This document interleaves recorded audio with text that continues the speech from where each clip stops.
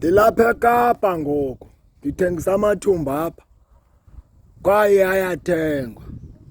Into yandehlukanisa nesikolo mna ngutishala owathi kum mandilebhelitshe isele.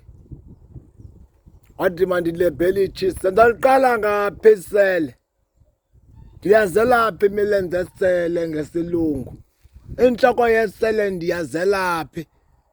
Hayi banengena ngalo titshala ngenye imini eze nesigcawu athi masilebhelitshe, ngenye imini eze negqabi athi masilebhelitshe, ngenye imini ndabona apha zininzi into ezizilwanyana zizayo, yonke into izawuza apha kuthi. Ndayiyeka eso sikolo mna. Ndihlela apha eKapa ngoku, ndihlela apha eKapa eKhayelitsha. Ngumzi wam lo Nonzakazi, umzi wam lo Nonzakazi. Ngandiqheli kanjalo, awuthe soze ndakhe, ndifuna ukubonisa kakuhle. Njapho.